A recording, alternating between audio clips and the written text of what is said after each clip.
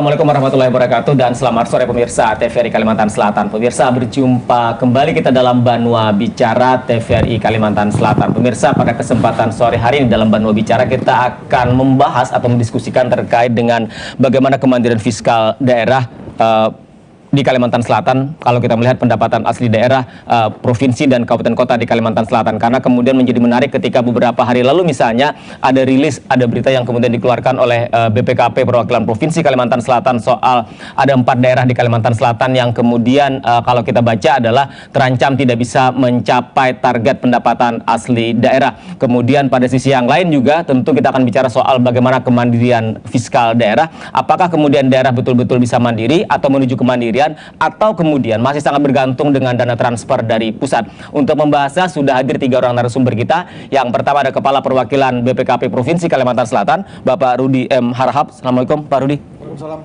Kabar baik hari ini? Baik, terima kasih Pak Rudi sudah hadir. Kemudian juga hadir Ibu Puspa Kencana, Asisten 2 Bidang Perekonomian dan Pembangunan Pemko Banjarbaru. Assalamualaikum Bu Puspa. Waalaikumsalam. Kabar baik juga hari ini? Baik, terima kasih Bu Puspa. Kemudian juga hadir pengamat ekonomi dari Fakultas Ekonomi Universitas Lambung Mangkurat, Dr. Ahmad Yunani. Assalamualaikum Bang Yunani. Waalaikumsalam warahmatullahi wabarakatuh. Kabar baik hari ini? Alhamdulillah, baik. Baik, terima kasih juga Bang Yunani dan pemirsa TVRI Kalimantan Selatan. Sekali lagi bahasan kita dalam Banua Bicara berkesempatan sore terkait dengan bagaimana kemandirian fiskal daerah melalui pendapatan asli daerah di Kalimantan Selatan oleh provinsi dan kabupaten kota. Pertama saya ke Pak Rudi. Pak Rudi, ini kan menjadi menarik ketika beberapa hari ini diskusi soal satu soal capaian atau target realisasi pendapatan asli daerah di Kalimantan Selatan, provinsi dan kabupaten kota. Kemudian Pak Rudi, BPKP merilis ada 4 kabupaten yang kemudian terancam tidak bisa mencapai target itu. Kemudian pada sisi yang lain kan kita juga bicara soal kemandirian fiskal daerah. Ini kan juga menjadi penting kalau kita bicara tentang pendapatan asli daerah. Pak Rudi. Ya memang kalau kita lihat di Kalimantan Selatan ini salah satu isu penting adalah bagaimana meningkatkan pendapatan asli daerah. Karena pendapatan asli daerah itu akan berpengaruh kepada ukuran fiscal sustainability. Ya. Jadi kita kalau lihat secara progres memang yang benar-benar sudah mandiri 50% lah ya, di atas 50% PAD kalau disandingkan dengan total pendapatan seluruhan itu baru provinsi. Nah, kemudian di tengah keterbatasan itu kami juga melakukan telahan. Ternyata ada yang memang sudah mulai menuju kemandirian, ya. Itu jadi ada harapan di Kalimantan Selatan kalau kita dorong terus supaya mereka lebih sustain, ya, terutama dari segi pendapatan asli daerah, gitu. Jadi tugas kami memang mengingatkan karena sudah triwulan ketiga kemarin datanya ya. Jadi kita melakukan monitoring secara rutin bersama-sama dengan aparat pengawas internal pemerintah yang ada di Kalimantan Selatan ya, 14 pemerintah daerah itu bukan hanya soal fiscal sustainability tetapi bagaimana penyerapan anggaran, belanja dan sebagainya itu menjadi atensi kita ya. Pak Rudi, hitung-hitungannya misalnya sebuah daerah itu dikatakan dia mandiri fiskal atau menuju kemandirian itu seperti apa? Jadi sebenarnya simpel saja ukurannya. Kalau dia di atas 50%, kalau kita ambil rasio dari pendapatan asli daerah ditambah dengan pendapatan, dibagi dengan pendapatan lain, yaitu misalnya dana transfer dari pusat ya, termasuk dana bagi hasilnya, dana transfer umum, dan juga dana bagi hasil, itu secara total kita dapat persennya di atas 50%, itu berarti kita bisa bilang mandiri. Artinya dia tidak terlalu tergantung dengan uangnya pemerintah pusat, gitu.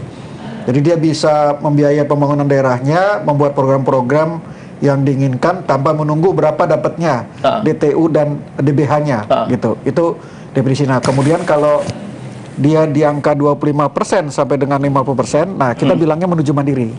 Nah, di bawah itu ya kita bisa bilang sederhana tidak mandiri gitu aja. Kalau di Kalimantan Selatan berdasarkan pencermatan BPKP yang sudah mandiri atau menuju mandiri? Jadi kalau Provinsi Kalimantan Selatan, pemerintah provinsinya sudah mandiri.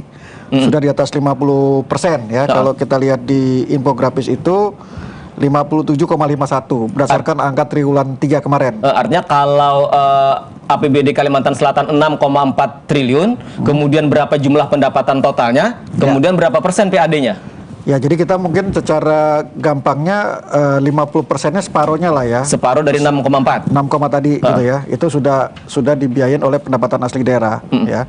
Nah, kemudian yang paling penting adalah kabupaten kota. Jadi kalau untuk bicara provinsi pada umumnya di Indonesia ini memang sudah mandiri karena ada pendapatan dari pajak kendaraan bermotor dan juga biaya balik nama kendaraan bermotor ya. Jadi sepanjang masyarakat konsumsi kendaraan, belanja terus gitu ya, akan uangnya datang dengan sendirinya gitu kan. Dan itu masuk ke provinsi. Masuk ke provinsi gitu loh. Nah, kecuali beberapa daerah yang baru misalnya ya, itu dia belum mandiri, mungkin seperti di daerahnya Maluku atau apa gitu, mungkin dia masih baru ya, itu Maluku Utara dengan Maluku ya mungkin sedang transisi, dia belum mandiri provinsinya ya. Tapi yang kita menjadi atensi penting adalah di kabupaten kotanya. Ya, jadi kami monitor secara rutin bagaimana kabupaten kota itu mencapai kemandirian fiskalnya. Di Kalimantan Selatan kalau untuk kabupaten dan kota yang sudah menuju mandiri? Nah, kalau kita lihat mandiri jelas tidak ada ya. Tapi yang menuju mandiri sudah ada. Sudah ada. Banjarbaru.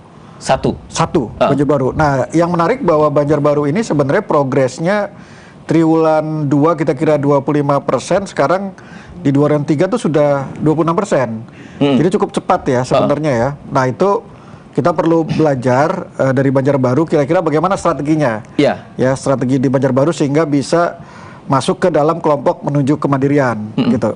Oke, sekarang saya ke Bu Puspa melanjutkan sampaikan Pak Rudi. Artinya kemudian ini kan menjadi sesuatu yang menarik kalau menyimak dari data yang sampaikan Pak Rudi. Artinya Banjarbaru menuju mandiri. Bagaimana strategi yang dilakukan pemerintah Kota Banjarbaru? Atau kemudian sebelumnya kita lihat dulu berapa total APBD Kota Banjarbaru tahun 2022, kemudian PAD-nya berapa? Jadi begini, untuk Kota Banjarbaru yang mana hanya mengandalkan jasa dan perdagangan ya Pak. Tidak ada SDA.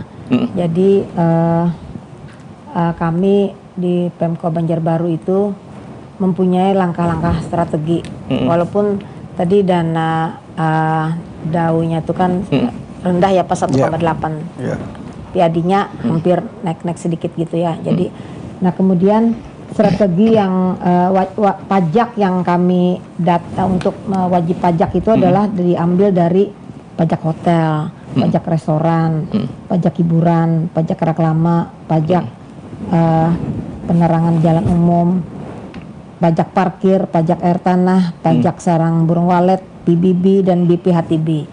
Nah, jadi strategi kami di Kota Banjarbaru adalah memberikan fasilitas sarana dan prasarana pelayanan dengan sebaik-baiknya. Di Banjarbaru ada mall pelayanan publik yang sudah grade 1 mungkin ya, yang sudah banyak penghargaan. Kemudian melakukan inovasi pelayanan dalam pembayaran pajak melalui aplikasi online dan merchant terkemuka untuk memudahkan masyarakat melakukan pembayaran pajak. Kemudian juga melakukan sosialisasi dan advokasi kepada masyarakat sebagai wujud pelayanan untuk kemajuan Banjarbaru secara rutin dan berkala. Jadi sering melakukan sosialisasi ke kecamatan, ke kelurahan. Jadi dengan mengundang pihak UMKM dan lain sebagainya. Kemudian penyempurnaan regulasi pajak daerah itu perda itu diperbaharui terus Pak tiap tahun. Kemudian pemberian reward ini kepada wajib pajak yang ada di Kota Banjarbaru. Ini setiap tahun ada rewardnya. Rewardnya malah bagus-bagus hadiahnya Pak. Jadi sehingga menarik WP di Banjarbaru untuk tepat waktu untuk bayar pajak. Kemudian peningkatan kompetensi petugas penagih pajak juga diperhatikan karena mereka ini adalah jemput bola ke lapangan. Contohnya kemarin mereka langsung monitoring ke lapangan, ada beberapa KP yang tidak bayar pajak. Nah, dengan kemudian diberi surat teguran 1, surat teguran 2 dan sebagainya. Kemudian akhirnya diberikan spanduk yang besar supaya mereka malu dilihat orang besar sekali bahwa ini adalah wajib pajak yang tidak bayar pajak. Jadi itu strategi ya? Strateginya. Sehingga mereka mau bayar pajak. Nah, jadi penagih pajak tadi mereka diberikan perhatian, peningkatan kompetensi juga ini karena mereka yang sering turun ke lapangan dengan 2 UPT terus menerus Pak. Ini yang petugasnya SDM-nya juga bagus di sini. Mungkin itu strategi di Kota Banjarbaru. Jadi di balik bagaimana capaian pendapatan asli daerah, maka kemudian kesadaran masyarakat untuk membayar pajak yang tinggi itu juga menjadi sesuatu yang penting, Bu Puspa. Betul. Ya itu betul, masyarakat juga sangat penting dengan adanya sosialisasi tadi. Mereka juga diberikan pelayanan yang baik. Pada akhirnya ada imbal baliknya kepada pemerintah untuk bayar pajak. Mungkin itu Pak. Oke, sekarang saya ke Bang Yunani. Bang Yunani, itu kan menjadi mengejutkan kita ketika BPKP mengeluarkan rilis. Ada 4 kabupaten yang terancam tidak dapat mencapai PAD-nya. Kemudian tadi misalnya di luar bayangan kita Banjarbaru ternyata yang kemudian menuju arah mandiri fiskal. Kalau kemudian di luar dari provinsi, artinya kemudian bayangan orang sebelumnya kan adalah daerah-daerah yang kaya dengan sumber daya alam tambang misalnya, atau daerah-daerah yang memiliki potensi sumber daya yang lain misalnya. Ini kan menjadi sesuatu yang menarik untuk kita cermati. Bagaimana Bang Yunani melihatnya? Ya, saya kira memang kita harus melihat ya sumber-sumber pajak daerah dan distribusi daerah itu berbeda ya antara pusat, kemudian provinsi dan kabupaten gitu, kota. Oleh karena itu memang kita tidak bisa berharap kemudian sama dengan persepsi masyarakat apabila daerah tambang, daerah sawit itu perkebunannya maju, segala macam itu adalah otomatis pendapatan daerah juga meningkat gitu atau tinggi itu. Itu tidak otomatis karena memang kalau yang pertambangan, perkebunan, perusahaan-perusahaan besar segala macam itu kontribusinya terhadap pajak pusat gitu. Nah, sementara kalau pajak provinsi itu lebih fokus pada kendaraan bermotor gitu kan. Kemudian air bawah air permukaan, kemudian bawah tanah segala macam itu adalah provinsi gitu. Dan di situ yang bayar pajak juga siapa yang punya kendaraan banyak akan banyak juga pendapatan provinsi. Nah, kalau daerah, kabupaten, kota itu lebih banyak pada aktivitas masyarakat, misalnya kegiatan pasar gitu kan, kemudian restoran, kemudian parkir segala macam. Nah, itu memerlukan effort yang kuat dari pemerintah daerah agar bisa memberdayakan titik-titik potensi objek pajak ini seperti parkir, harus betul-betul dengan manajemen yang baik. Titik parkir banyak kabupaten kota itu, tapi kalau tidak efektif dalam pengelolaan itu tidak akan berhasil. Kota Banjarbaru termasuk yang cukup berhasil untuk mengelola pajak itu gitu kan, objek pajaknya, termasuk misalnya pajak restoran. Nah, pajak restoran kalau dia tidak tertib bayar, nah itu kan masalahnya bayar pajak ininya dia itu adalah pembayarannya itu dia menghitung sendiri gitu. Nah, dengan demikian maka di Banjarbaru ada tapping box ya, kerjasama dengan Bank Kalsel, kemudian itu bisa dipantau berapa yang masuk orang berbelanja di kafe atau di restoran itu langsung ketahuan. Jadi terrekod di situ. Terrekod di situ. Nah, jadi sistem aplikasi ini sudah ada 9 aplikasi di Kota Banjarbaru itu diberikan untuk beberapa objek pajak sehingga otomatis pajaknya bisa terkontrol. Reklama juga sedemikian baik, kemudian kalau ada reklama yang tidak bayar dia cepat ditangani gitu. Nah, kabupaten kota itu kadang-kadang yang lain tidak memperhatikan potensi-potensi ini. Katakanlah tadi dikatakan misalnya Barito Kuala misalnya. Barito Kuala itu potensinya besar di daerah Alalak ya, Handil Bakti itu perbatasan Banjarmasin itu objek pajak restorannya belum tergali dengan baik, kemudian reklamanya juga tidak tergali dengan baik, kemudian kafe segala macam ada tumbuh di sana. Nah, reklama yang besar juga potensi itu tidak ini orang memasang perlu ada perhitungan-perhitungan kan. Nah, di situ kabupaten yang lain juga sama. Kenapa misalnya seperti HSO segala macam dia terlena dengan kreativitas daerahnya itu sangat ini hanya mengandalkan pasar kan. Pasarnya juga kecil kan. Nah, daerahnya itu ya daerah untuk parkir juga karena daerah rawa tidak terlalu besar. Jadi memang di situ ada ada suatu program usaha yang dilakukan oleh pemerintah daerah untuk bagaimana berinovasi agar pendapatan daerah itu bisa meningkat dengan meningkatkan ekonomi kreatif, pariwisata segala macam. Itu bisa didorong Kota Banjarbaru pariwisatanya berkembang. Nah, dengan demikian maka orang datang di sana ada parkir, berbelanja, kuliner, hotel segala macam. Nah, Banjarmasin sebagai kota yang sudah duluan maju dan berkembang, itu nanti akan ketinggalan dengan Banjarbaru kalau tidak juga tetap mempertahankan bagaimana potensi hotelnya, kulinernya, pariwisatanya. Nah, memang di Banjarmasin sekarang ini ada pergeseran ke Banjarbaru dengan adanya ibu kota provinsi di di Banjarbaru gitu. Pergeseran ini akan kelihatan. Misalnya nanti terkait dengan berkembangnya UIN, kemudian kantor-kantor pusat pemerintahan di sana, semua yang dari Pertika segala macam itu juga itu bisa mendorong pendapatan Kota Banjarbaru semakin mandiri. Dan memang perkembangan terakhir betul Pak. Ini saja tadi saya baru ngomong dengan orang Banjarbaru itu sudah bulan Oktober ini sebetulnya sudah 100% pencapaian target gitu. Tinggal 2 bulan ini dan rata-rata pencapaian PAD-nya itu memang 43%, kemandiriannya 43% Pak tahun 2021. Kalau sekarang 26 itu tinggal sedikit lagi gitu. Nah oleh karena itu memang disinilah perlu ada upaya-upaya di pemerintah kabupaten kota bagaimana dia berinovasi, berkreasi untuk melihat objek pajak yang memang potensinya ada di kegiatan masyarakat gitu. Nah, jadi kalau kreativitas kepala daerah bagaimana kemudian bisa berimprovisasi dalam rangka menggali pendapatan asli daerah menjadi penting, Bang Indra. Betul. Jadi memang kepala daerah dia harus bisa melihat potensi-potensi yang bisa mendorong kegiatan ekonomi masyarakat, dan disitulah potensi dari pemerintah kabupaten kota untuk mendapatkan PAD.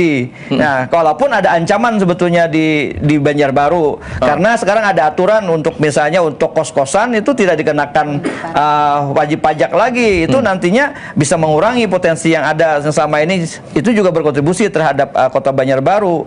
Nah, jadi memang di sini harus ada upaya-upaya memang seperti itu. Oke, saya kembali ke Pak Rudi. Pak Rudi, apa risikonya kemudian kalau tadi misalnya daerah untuk menuju kemandirian fiskal lambat misalnya, kemudian lagi pencapaian target pendapatan asli daerah juga misalnya tidak maksimal. Apa risikonya bagi pendapatan asli daerah, bagi PAD APBD kabupaten dan kota? Jadi akibatnya tentu daerah itu akan tidak bisa merancang program pembangunan sendiri. Jadi sangat tergantung nanti akan dapat berapa duitnya. Nah, berapa duitnya dari pusat itu kan sudah susah diprediksi. Apalagi saat sekarang pemerintah pusat juga punya keterbatasan, ya. Jadi akan terjadi gap pembangunan yang sangat tinggi di daerah. Nah, jadi kalau seandainya daerah itu, kabupaten kota itu tidak berusaha untuk meningkatkan pendapatan asli daerahnya, ya, pembangunan akhirnya tidak bisa inovatif karena nunggu dari pusat dulu programnya. Dan kemudian akhirnya masyarakatnya akan tertinggal gitu loh. Jadi masyarakat miskinnya mungkin akan bertambah gitu. Jadi konsekuensinya banyak sekali. Hanya pembangunan tidak bisa berjalan dengan maksimal. Betul, itu yang sesuai dengan konteks lokal. Ya. Jadi kita tidak bisa mengantisipasi kira-kira tahun depan apa yang saya harus bangun gitu. Nah, karena ya tadi kan angka prediksi hitungan itu kan ada kalkulasi yang dari pusat kan, belum tentu persis yang kita hitung gitu. Nah, kalau kita punya pendapatan asli daerah, maka kita bisa mandiri, bisa bikin program sendiri gitu. Kira-kira seperti itu.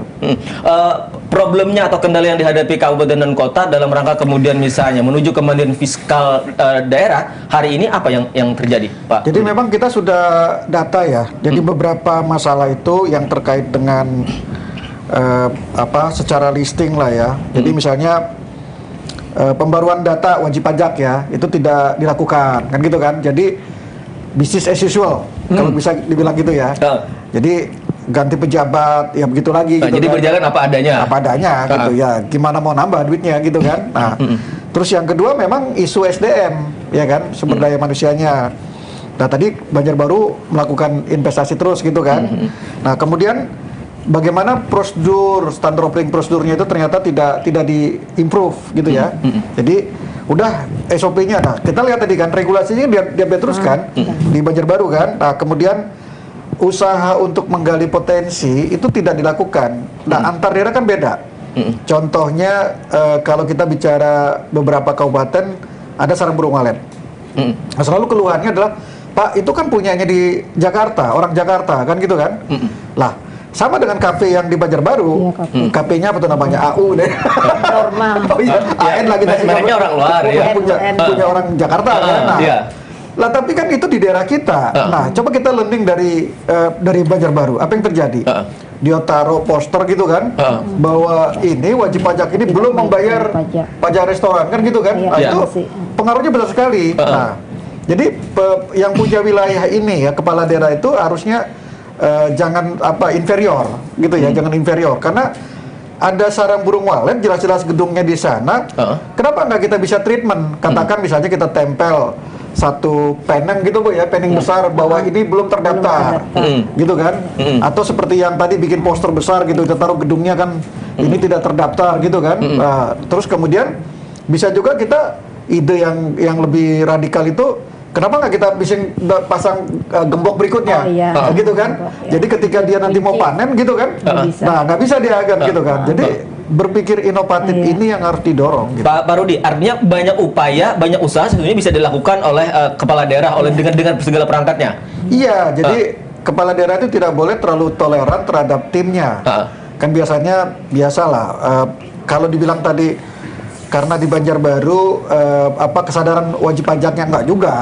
Buktinya kan tadi kan ada apalagi dari yang pengusahanya bukan dari Jakarta, dari Banjarbaru. Ya kan dia tidak ada ownership, kan dia cuma ngambil untung aja. Nah, jadi di mana-mana memang pajak itu kan sifatnya enforcement gitu ya, penegakan hukum, satu yang sifatnya wajib. Dia bukan sukarela, bukan sumbangan, gitu kan. Nah, makanya penting sekali kita belajar enforcement tadi. Jadi tax law enforcement itu ada ilmunya sendiri. Jadi kalau di STAN itu memang 3 tahun kuliahnya, gitu. Khusus diploma 3 saja, gitu. Pak Rudi, kalau kita bicara misalnya tadi itu kan bagaimana kemudian strategi segala macam, termasuk soal burung walet dan segala macam. Tapi kan ada daerah nih sampai sekarang misalnya wajib pajak tuh sampai menunggak misalnya, yang kemudian itu tidak mampu daerahnya menagih misalnya. Ada soal parkir misalnya. Kita sebut contoh tentu BPKP punya data itu. Soal misalnya bagaimana utang parkir di Banjarmasin oleh satu mall misalnya. Ini kan sesuatu yang kemudian menjadi agak aneh gitu Pak Rudi. Bagaimana kemudian pemerintah kota kan harus punya upaya maksimal. Ya memang contoh yang kita lihat beberapa ini yang lagi viral ya, soal Banjarmasin ini kan, mallnya besar, punya tagihan. Masa sampai punya tagihan miliaran? Berarti ada manajemen penagihan yang tidak jalan. Jadi kalau di dalam perpajakan itu sudah dibagi-bagi perannya. Jadi dari mulai tim yang melakukan pendaftaran, ada bidang sendiri, gitu loh. Kalau di pusat itu dilatih bagaimana pendaftaran, bagaimana dia berkembang, gitu ya.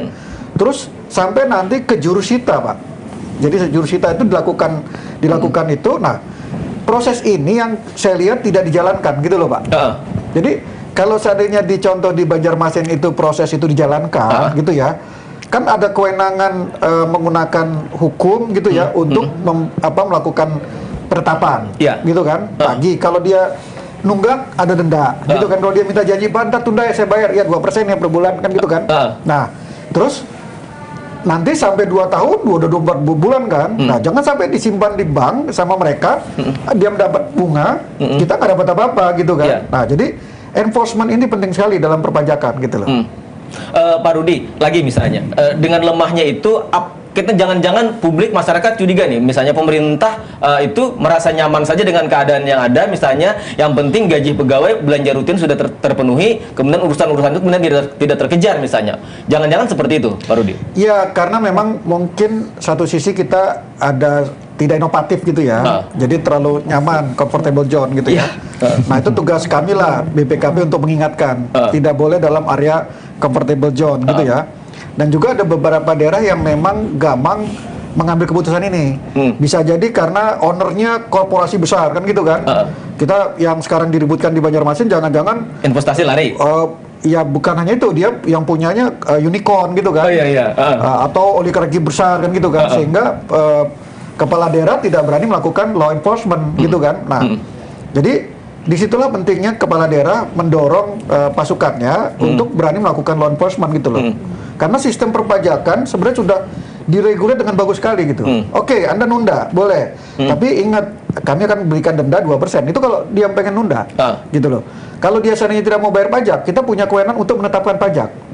Terus kemudian, Pak, nggak ada izinnya belum ada Pak kalau secara burung walet, gitu kan. Lah, kalau di nomor perpajakan beda antara perizinan dengan penetapan gitu. Makanya dia punya nomor pokok wajib pajak kan gitu kan. Itu punya bisa berdasarkan kewenangan diberikan nomor pokok wajib pajak. Nah, dari situ kita melakukan penagihan gitu. Jadi sesungguhnya ada banyak upaya yang bisa dilakukan kalau kemudian kita ingin serius soal pendapatan asli daerah itu. Betul. Saya ke Bu Puspa nanti. Apa kemudian tantangan, apa kendala yang kemudian dihadapi selama ini dalam rangka kemudian memaksimalkan pendapatan asli daerah? Tapi jangan dijawab dulu Bu Puspa dan pemirsa TVRI Kalimantan Selatan, kami akan kembali setelah jeda yang berikut ini. Tapping boxnya kurang.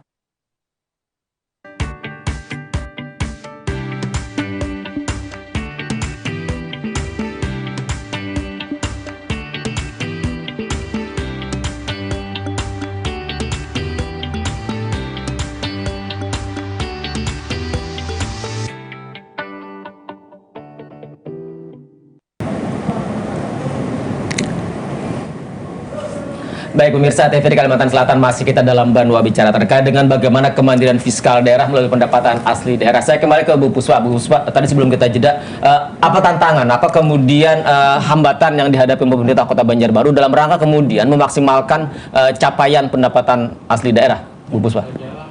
Tantangan Pemkot Banjarbaru dalam peningkatan PAD ini mungkin salah satunya adalah dalam penerimaan pajak PBB. Nah, karena hal ini banyak masyarakat yang kurang ini untuk membayar PBB, sehingga itu perlu dilakukan sosialisasi yang lebih intens kepada masyarakat. Mungkin dengan jemput bola ada, atau dengan kegiatan sosialisasi kecamatan kelurahan itu sangat penting PBB.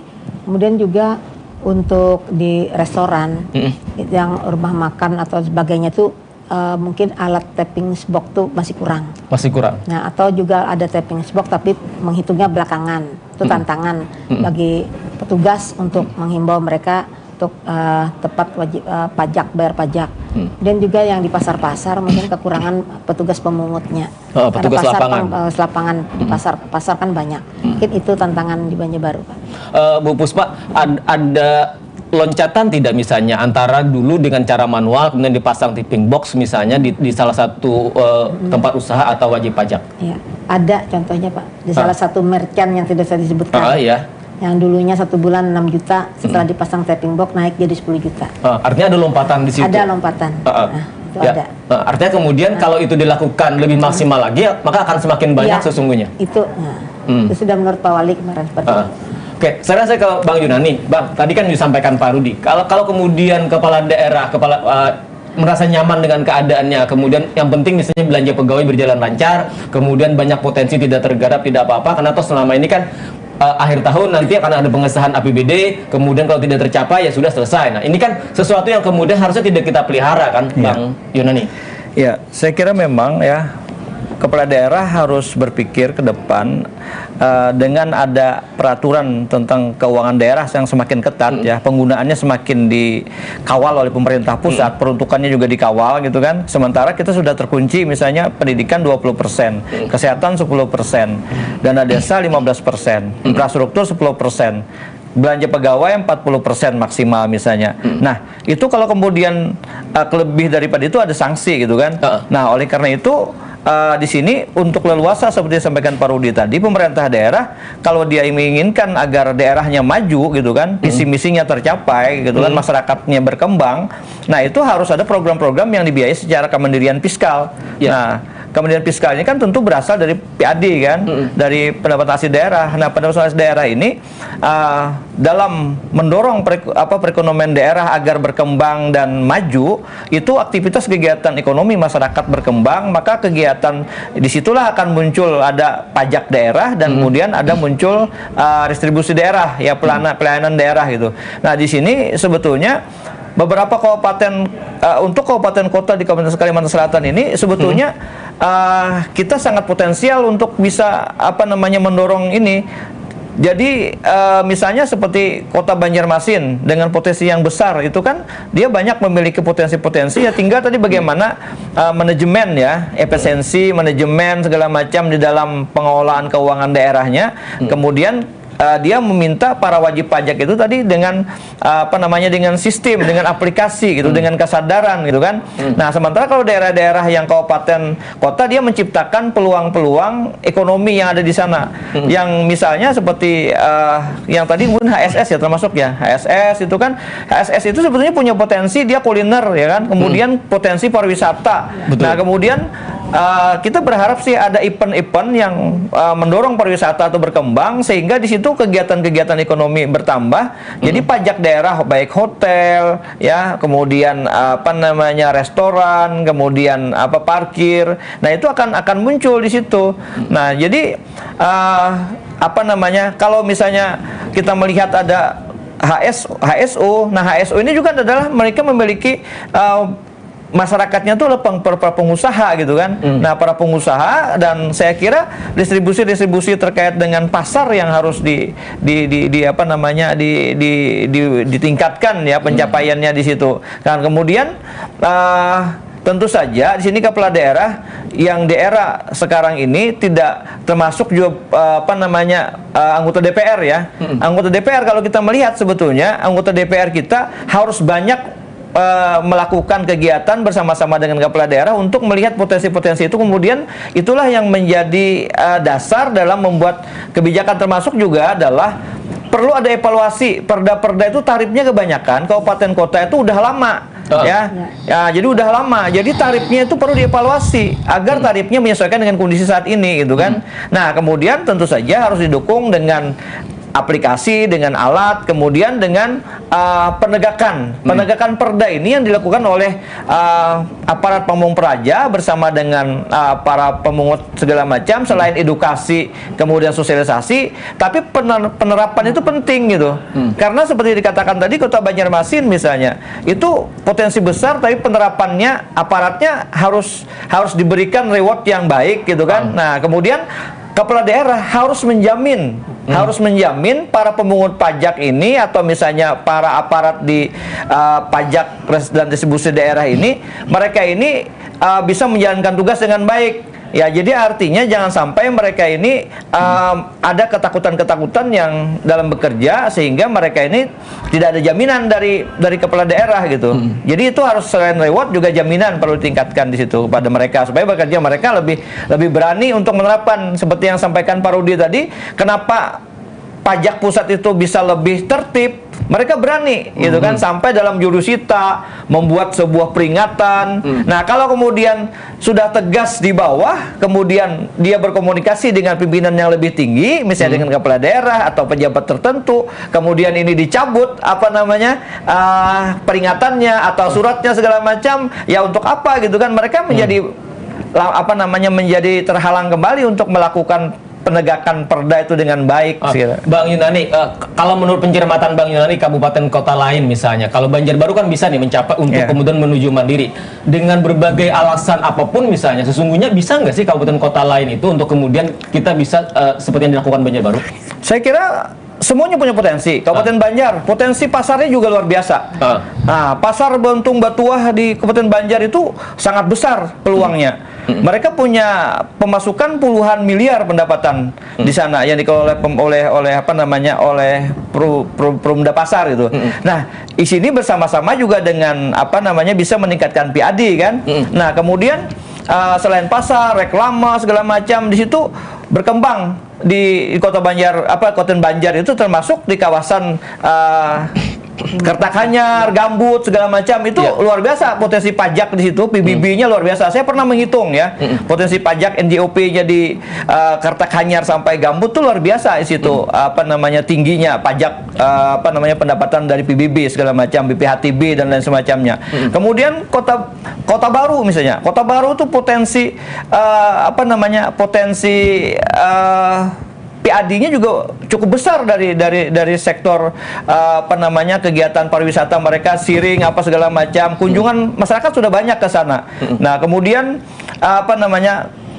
Kabupaten HST misalnya. HST itu pasarnya punya pasar agribisnis, terminal agribisnisnya cukup besar, kemudian situ pusat kuliner juga segala macam pariwisata. Memang kondisinya sekarang di HST itu terkendala dengan adanya bencana banjir.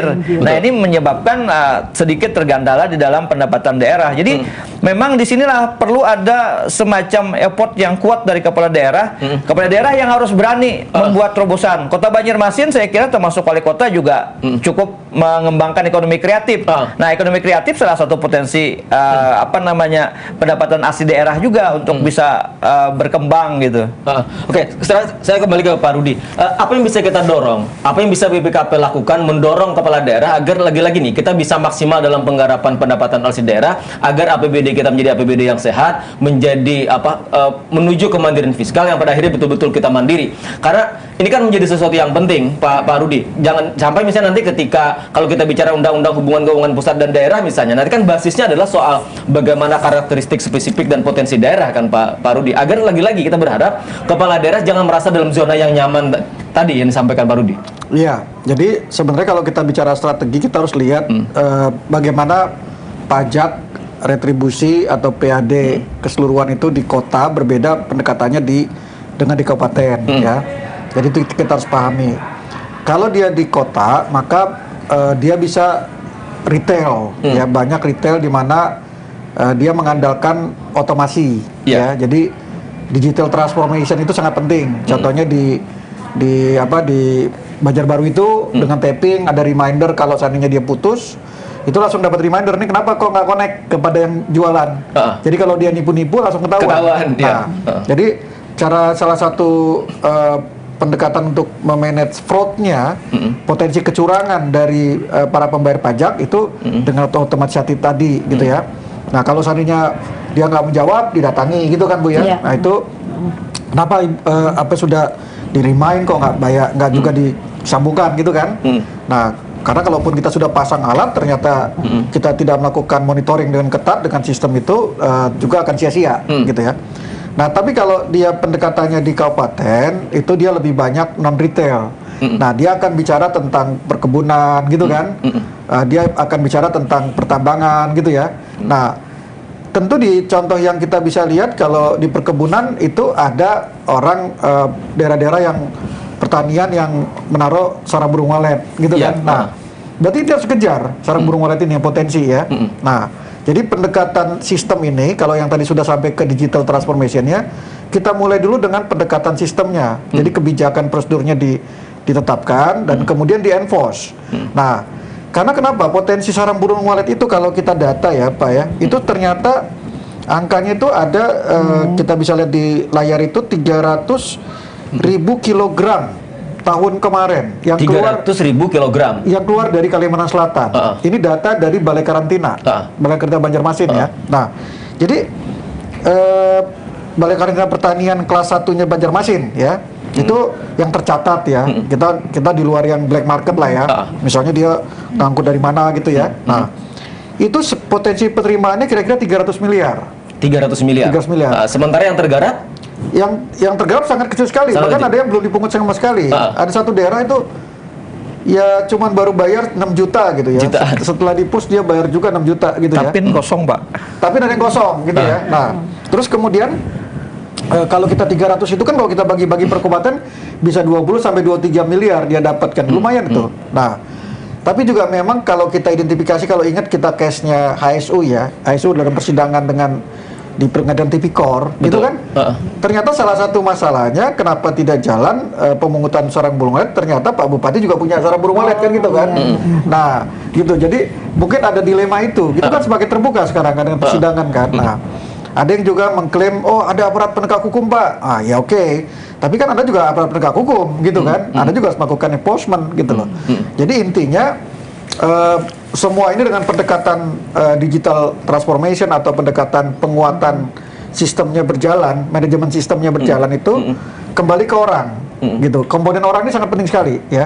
Jadi komponen orang ini, manusia ini, tadi yang dibilang tadi Pak Yunani itu betul. Aspeknya keberanian, itu kompetensi keberanian itu salah satu kompetensi loh di dalam ASN, ya. Itu diukur, gitu loh. Jadi kalau kita semakin naik itu ketahuan. Dia punya nggak keberanian, dalam bahasa Inggris namanya courage, ya. Terus satu lagi endurance, kegigihan. Nah, dua ini harus digabung, dua kompetensi harus digabung gitu loh. Nah, itu butuh latihan. Courage dengan endurance itu butuh latihan gitu. Nah, tugas kita kepala daerah harus mendorong supaya courage dan endurance itu terjadi. Dengan cara apa? Kita berikan pelatihan ilmunya, misalnya tadi tentang hukum pajak gitu ya. Terus kemudian latihan kemiliteran, ya. Kementerian Keuangan itu berhasil salah satunya karena dilatih di Kopassus. Anak-anak baru itu dilatih sama marinir gitu loh. BPKP juga dilatih gitu ya, sama teman-teman Kopassus gitu ya, generasi baru gitu. Jadi ini harus kita transfer juga ke teman-teman di Pemda. Jadi karena bagaimanapun ya, yang jadi unggulan itu badan atau dinas yang mengurusi pendapatan daerah itu salah satu unsur penting. Tapi memang resource-nya itu berkompetisi dengan Bakuda, Badan Keuangan Daerah, gitu loh, atau Bapeda gitu. Jadi mencari resource yang memang kompeten itu susah. Jadi gampang. Jadi salah satu keluhan dari kepala daerah gitu ya, Pak, saya itu sekarang agak dilema, mau saya pindahkan orang Bakudanya ke sini gitu ya. Nanti governance keuangan saya nggak jalan gitu kan. Nah sementara saya butuh orang yang cari pendapatan gitu. Nah ya mau nggak mau kita harus invest. Jadi kalau perlu teman-teman dari yang Satpol PP-nya itu kita latih menjadi law enforcement gitu loh. Jadi law enforcement itu ditaruh di dalam badan BPRD atau Dinas Pendapatan Daerah di masing-masing kabupaten kota gitu. Artinya sesungguhnya ada banyak hal lagi-lagi yang bisa dilakukan kepala daerah kalau kita ingin mendorong bagaimana pendapatan asli daerah bisa tercapai, banyak potensi yang bisa kita lakukan. Iya, jadi memang inovatif dari kepala daerah itu sangat penting dan didorong oleh kepala badan ya eselon 2-nya. Nah, memang kalau kita pelajarin salah satunya di eselon 2 itu di daerah itu dia cenderung safety player. Gitu loh. Yeah. Jadi takut nanti disalahkan, oh ntar melanggar hukum Pak, ini nggak boleh gitu kan. Nanti saya akan bermasalah gitu kan. Nah, itulah pentingnya waktu itu kami di Malang itu mengedukasi semua kepala OPD-nya Banjarbaru untuk paham bagaimana manajemen risiko. Jadi seseorang itu semakin naik level, itu dia sebenarnya proses taking risk. Jadi karena ada opportunity naik TPP, tunjangan perbaikan penghasilan, ya otomatis dia harus taking risk, gitu kan? Bukan jadi safety player, bukan anak buahnya yang disuruh maju, dia harus ambil inisiatif kan. Nah, karena dia taking risk, maka dia penting sekali bagaimana manajemen risiko. Jadi itulah prinsip kita selalu mengedukasi BPKP itu, risk management itu sangat penting dipahami oleh top level. Jadi kepala daerah kan pengen dipilih lagi. Ya kan itu kan taking risk dia kan. Dia pengen populer lagi. Ya bupati wali kota pengen jadi gubernur kan gitu kan. Maka tidak bisa biasa-biasa saja. Nggak bisa biasa saja gitu loh. Yang nggak cukup zaman sekarang, apalagi generasi milenial. Kemarin Pak Bupati wali kota menghasilkan apa gitu. Kok sekarang mencalonkan jadi gubernur gitu kan, atau mau jadi presiden kan gitu kan. Orang akan tanya kinerjanya gitu loh. Jadi ini yang saya sering edukasi para kepala daerah, penting sekali diedukasi dari mulai kepala daerahnya, kepala dinasnya gitu ya, sampai staf ke bawah. Mereka harus tahu ilmu yang namanya risk management gitu. Ya Pak Rudi, artinya apapun gagasan visi misi calon kepala daerah kemudian dia menjadi kepala daerah, kalau kemudian tidak didukung dengan APBD yang kuat ketika dia terpilih, ini juga menjadi sesuatu yang menjadi problem. Maka kemudian lagi-lagi harusnya kepala daerah betul-betul serius dalam penggarapan pendapatan asli daerahnya. Iya, karena salah satu ukuran nanti keberhasilan dia kan, masyarakat lihat, loh kayaknya saya nggak ada progres lah, gitu kan? Sama-sama saja. Sama-sama gitu kan. Nah, makanya dia masuk ke pilihan berikutnya. Terjadi stagnasi kan, gitu kan, dia tipis sekali dengan lawannya gitu. Biasanya kalau incumbent-nya bagus gitu ya, dia lawan barunya biasanya nggak kekejar jauh gitu kan. Nah, apalagi kalau dia mau naik ke level atas, ini kan lagi ramai nih pengen mau jadi gubernur semua kan gitu kan, di Kalimantan Selatan nih gitu kan, naik kelas nih. Kayaknya Banjarbaru udah mendeklarasi nih ke Papua ya gitu.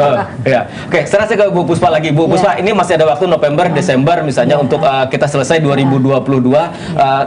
Terkait dengan capaian pendapatan asli daerah Banjarbaru, apa yang kemudian dilakukan dalam rangka percepatan? Ya, jadi untuk Banjarbaru optimis saja untuk meningkatkan pendapatan, karena dengan kepala SKPD yang baru kan, jadi dengan personel yang baru, dia punya strategi semangat baru. Jadi ada beberapa yang mereka sedang kejar ini di pihak TB masih banyak. Jadi dan itu optimis tercapai. Optimis. Kemudian kan seperti Lapan Murjani, sewa itu tiap minggu tuh ada terus Pak. Nah itu kan salah satu objek pajak yang ini KP sudah 300 lebih jumlahnya di Banjarbaru itu Pak, merupakan objek pajak juga. Nah jadi ada langkah-langkahnya yang dilakukan oleh Kepala BPRD yang baru ini bersama timnya. Oke, terakhir saya ke Bang Yunani, singkat menjadi catatan penting untuk kita bersama mengingatkan terkait dengan betapa penting kita dalam rangka pencapaian pendapatan asli daerah, karena ini menjadi penting dalam rangka kemudian tadi sampaikan Pak Rudi, bagaimana nasib pembangunan di daerah. Ya, jadi menurut saya tadi yang pertama dilakukan adalah memang leader, ya, pemimpin daerah itu penting untuk bagaimana dia menggerakkan ya masyarakatnya, kemudian menggerakkan masyarakat dalam perekonomian supaya mereka itu perekonomiannya bagus sehingga situ bisa menghasilkan pajak dan distribusi daerah. Kemudian bagaimana dia leader yang kuat terhadap SKPD yang menangani pemungutan ya pajak dan distribusi daerah ini, agar ini perlu didukung dengan sarana dan prasarana yang cukup, kemudian dengan dengan SDM yang memadai, bahkan SDM yang kata Pak Rudi tadi memang harus terlatih gitu kan. Kemudian juga didukung dengan sistem.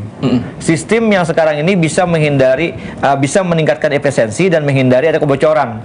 Karena permasalahannya kadang-kadang kebocoran terjadi ya di dalam pemungutan pajak ini, pajak dan distribusi ini, dan kemudian juga perlu ada kajian atau suatu evaluasi terkait dengan target. Jangan menetapkan target itu seperti target yang sekarang kemudian dinaikkan sedikit gitu. Tapi targetnya betul-betul memang target yang sesuai dengan kondisi yang ada, sehingga target itu potensi bisa lebih besar. Bisa lebih besar karena kadang-kadang si kepala SKPD atau orang yang melakukan kegiatan pemungutan pajak dan distribusi ini dia cari aman gitu. Cari aman sehingga dia tidak mau menaikkan target dengan yang penuh tantangan. Tetapi juga harus digarisbawahi, jangan sampai kepala daerah dia sudah bekerja kemudian kalau tidak tercapai itu dilakukan ponis gitu. Ini harus dilihat permasalahannya ada di mana gitu. Jangan kemudian memponis karena mereka tidak mencapai target lalu disalahkan gitu. Ini jangan juga seperti itu. Ini bukan sesuatu yang baik untuk para ASN kita. Mereka menjadi lemah atau menjadi kurang bersemangat gitu. Jadi di sini adalah bagaimana penguatan kepada mereka, penghargaan kepada mereka. Tetapi bagi yang tidak, ini dievaluasi betul-betul di mana permasalahannya.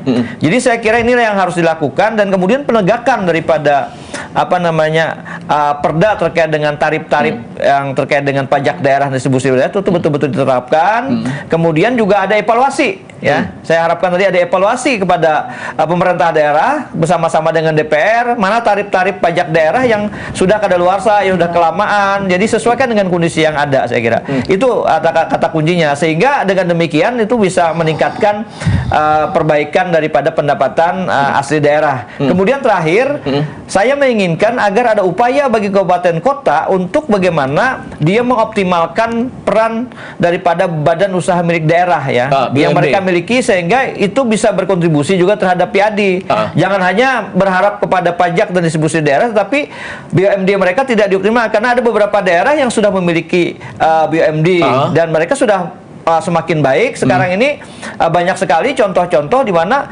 setingkat BUMDes saja sudah berkembang dengan baik, apalagi BUMD. Jadi harusnya ada sebuah manajemen yang profesional dari BUMD itu, supaya mereka termasuk BPR gitu.